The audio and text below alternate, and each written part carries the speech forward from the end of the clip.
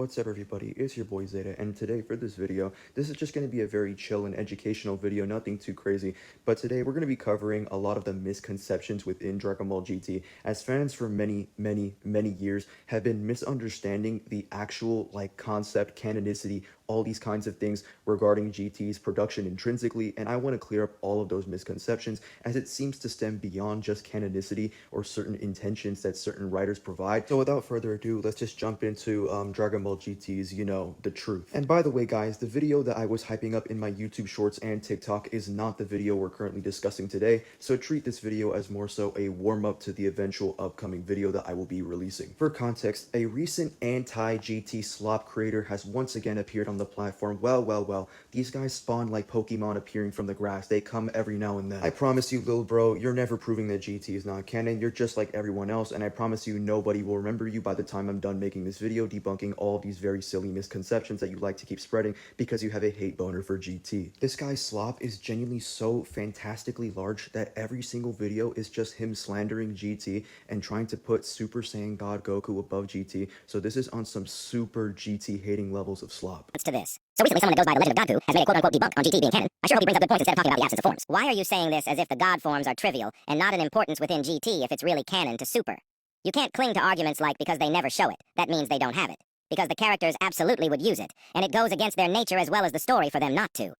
Yes, the quote-unquote Goku doesn't use convenient ability X, therefore story is false level argument. Wow. Let's actually go over this argument and just go over why terrible it actually is. The first reason for why this argument does not work is because it falls under an argument from silence. He's basically arguing that because the silence of something exists, then therefore the existence of something is false. So basically, because Super Saiyan God does not appear in GT, therefore it does not exist in GT, when this doesn't even logically follow and results in an argument from silence. Now, the second one is actually an incredibly large burden, as well, as he also said that it needs to absolutely be the case. It doesn't need to be absolutely the case for a character to use a transformation in every single fight they appear in, or use a specific transformation in every single conceivable fight that they just use. So the fact that he already didn't even fulfill this burden is actually wild, but let's go over the third reason. The third reason is that this falls under a nirvana fallacy, as the user in this video is creating a perfect standard that a character must perform this, or it must cohere to their expectations,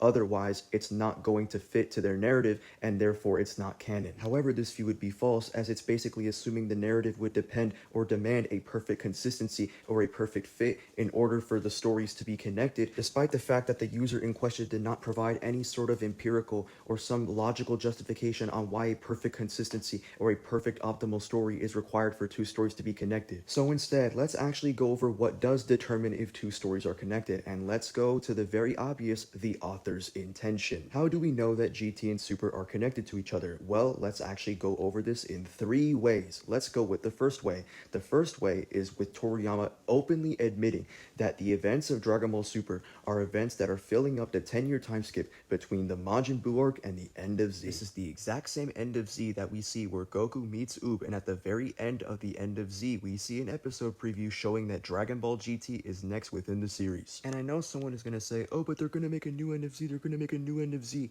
No, they are not going to make a new end of Z. Literally every reference of the end of Z is specifically referring to the original manga that is adapted into the anime all the way back in 1995. So despite some inconsistencies between Super and end of Z, they're going to direct Super into the exact same end of Z. And if you disagree with this, just remember, you're going against Toriyama, dude. In 2017, the official Dragon Ball Tokyo event released a timeline going from all the way from the beginning of OG Dragon Ball to the ending of Dragon Ball GT. This timeline was licensed by Bird Studio, Toriyama's company, Toei Animation, Shueisha, so basically everyone.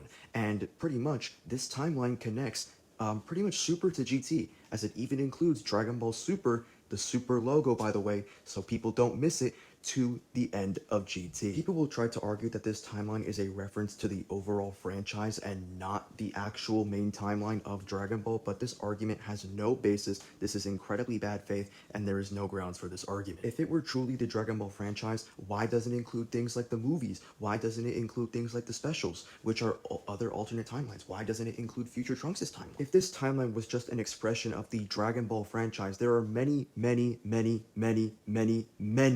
ways this timeline could have been expressed, which would make the two timelines severely less expected. Because why would the Dragon Ball franchise only express two timelines on their graph? That makes literally no sense. However, if we appeal to the view that this is a timeline that is supposed to be sequential to the series as opposed to being the franchise, this timeline would actually be more expected. Hence, we would prefer that interpretation over just interpreting it as the franchise. Lastly, there is an interview with Toriyama and Nakatsuru, who is someone who is deeply, deeply involved with GT, and pretty much they have a conversation about the future of Dragon Ball. Nakatsuru confirms that Goku has gotten pretty old within the final chapter, aka when Goku meets Oob, and what happens to him afterwards is already covered in Dragon Ball GT, meaning Dragon Ball GT is canon to Dragon Ball Z directly. But what is also confirmed is when Nakatsuru states to Toriyama that if he's going to make more Dragon Ball content without any difficulty given the prior information he just told him, that they're gonna need to go somewhere in the past to tell more stories. To which Toriyama agrees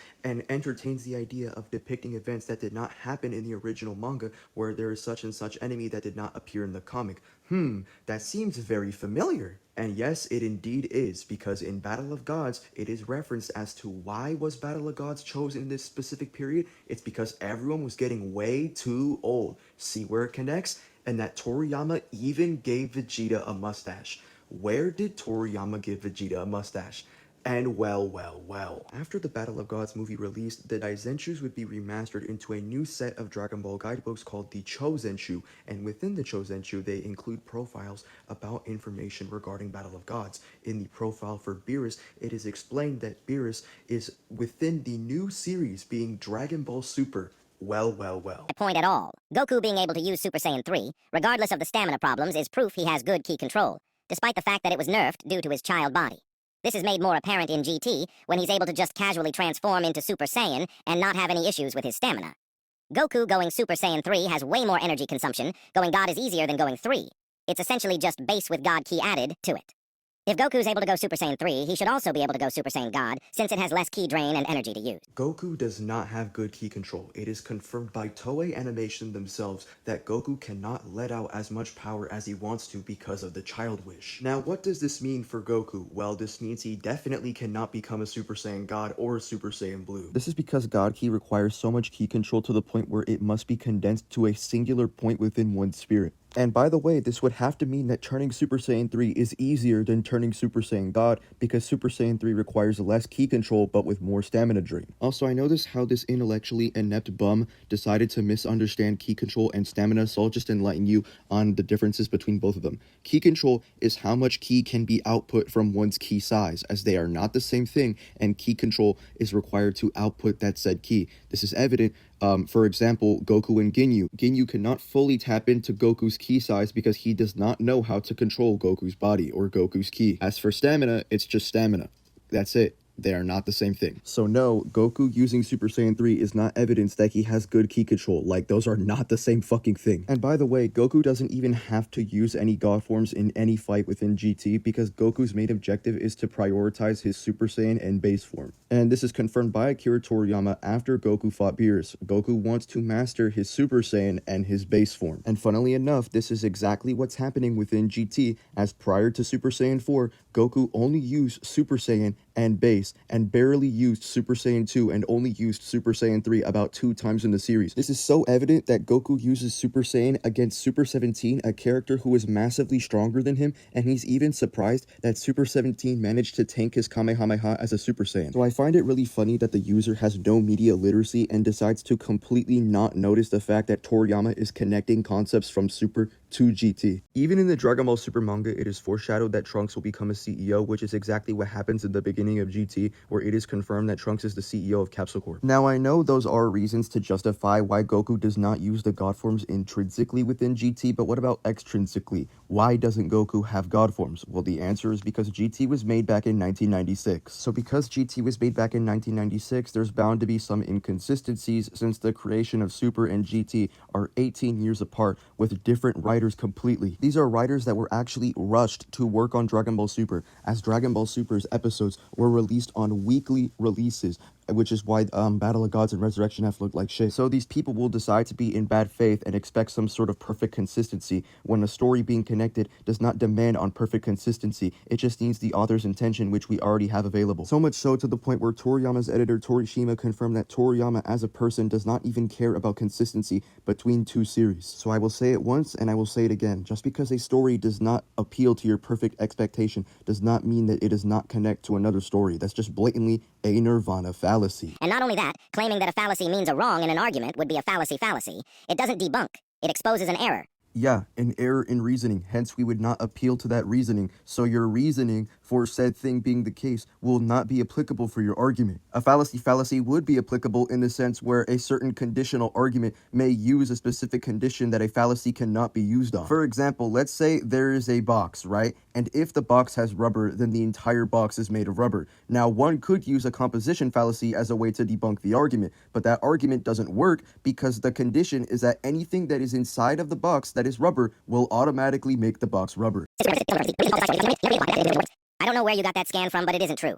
The person who is saying this is known as Torishima, who literally admits that he didn't work on Dragon Ball GT, making him an unreliable source. Torishima does not need to work on Dragon Ball GT in order for him to be knowledgeable about it. You never even provided a necessary justification as to why he would need to work on Dragon Ball GT. He just needs to be aware or have knowledge on the work background of Dragon Ball GT. And obviously, him making claims about Toriyama working on the fundamental plot of GT would require or be expected to have work background on Dragon Ball GT, so it's just going to logically follow that he does. And for God's sake, this is Toriyama's editor, so his stance alone already proves a reliable source.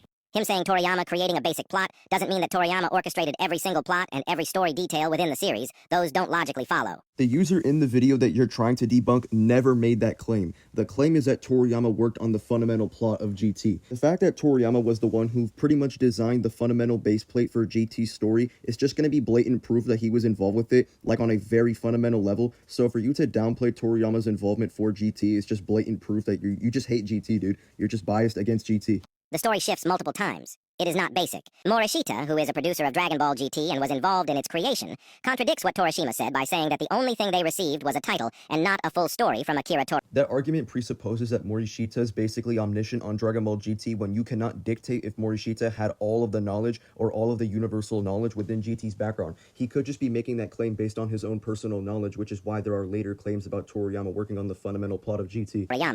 The full nail in the coffin is when Toriyama outright says in his interview that he didn't make GT, so whose words are we going to take? He's not the primary creator, so no fucking shit he didn't make it, but that doesn't mean he didn't work on the fundamental plot.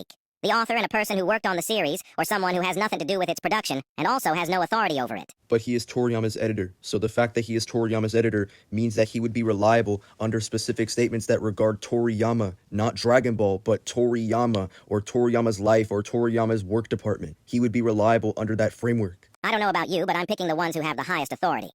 Morishita also came back and said that the only ones who made the plot of the story was Toei Animation, not Akira Toriyama. Again, you're presupposing Morishita has some sort of universal knowledge on Dragon Ball GT as a way to make a contradiction when this could just be an example of limited knowledge. And even then, the statement says that simple plots were created by Toei Animation, but here's the issue. That doesn't exclude the idea that Toriyama can also create plots. He created the fundamental plot. Nor did he create the plot. He said that in the interview that you are straw-manning the hell out of. There's no way anybody can misinterpret this man's words when he's making it as clear as day that he never created the Dragon Ball GT plot. When it comes to Toriyama explaining his own work department or work ethics, he doesn't really go into it all that much, as he's usually a very forgetful person, as he does admit within the Daizenshu. The same statement you provided also contextualizes that Toriyama is a very tired person and that he was very thankful for having the anime to continue the story of Dragon Ball. So maybe him not mentioning that he was working on the plot of GT could just be in reference to him forgetting that aspect, or him just being overall tired and not wanting to go full into details. Actually, speaking of which, there is actually a statement of Toriyama confirming that he gave direct advice to Toei Animation when working on GT, which would further cohere to the idea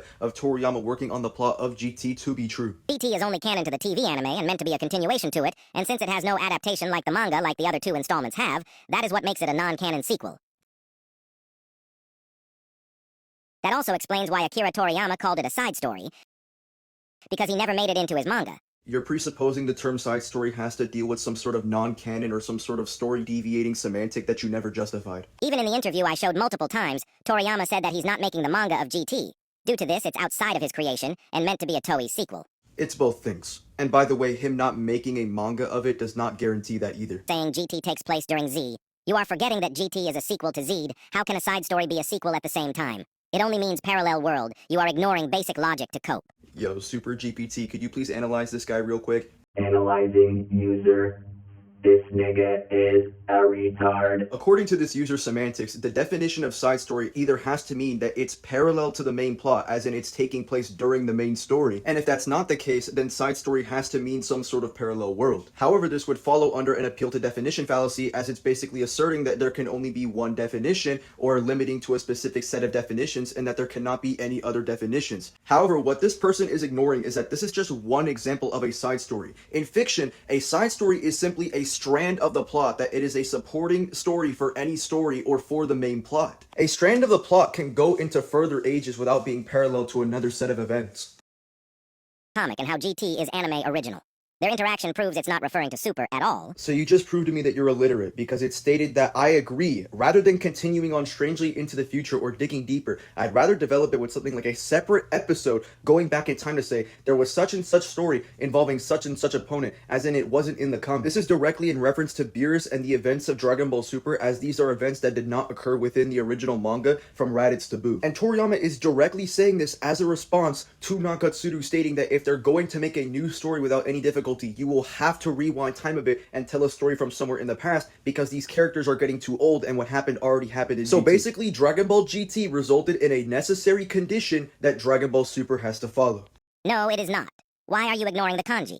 The text says, chronological order of the age being put into a Dragon Ball board list. That's why it says chronological. Do you know what that means? It doesn't say a canonical list. It says a chronological board, not a canonical list. You're presupposing that chronological and canonical are two distinct things and cannot coexist. If it is a chronological board for the Dragon Ball series, then by definition it is canon. The board again, it shows the Dragon Ball Super logo at age 774, which is the exact same year Super begins. If you looked at the timelines, which you didn't, the Super's version of Battle of Gods also takes place within age 774. So Battle of Gods taking place in age 774 is extremely incorrect, so let's go over why that view is false. The first piece of evidence is in the Yo Son Goku and Friends Return special, where it is explained within the very source material itself that there was a 2-year time skip of peace within the Dragon Ball story after Majin Buu's defeat, meaning nothing terrible could happen within 774 and 775. Resurrection F should take place about 9 months after Battle of Gods, as in Battle of Gods Videl was pregnant, and in Resurrection F Pan is born. In the end of Z, it is explained that Pan is about 3 to 4 years old, and this is also repeated within the superhero movie. The end of Z takes place in age 783. If we subtract 783 by 3 to 4 years, then that would mean that we would get 779, which directly matches for when Pan was fucking born, and would also match up with when Resurrection F happens, which also matches up with Battle of Gods taking place in age 778 when Videl was pregnant. Also, that would basically be implying Gohan and Videl were having some freaky business during high school, so what are you doing, dude? Battle of Gods does not take place during this age. nobody's denying that the Buu saga takes place during that point. The beginning of Super tells you that 6 months and a few other months passed, meaning that it's still age 774. Oh, and by the way, since you're an illiterate, dumb idiot, I actually translated the timeline and they explained that Dragon Ball Super begins in 778, so thank you. Just thank you for contradicting yourself. In conclusion, quit scaling Dragon Ball. You're just a horrible LARP. You're a copy of everyone else. You're just a terrible presentation of Dragon Ball scaling. So what I want you to do is, if you want to disprove me, go add my Discord, Zeta Solos 1. I'll be seeing you there.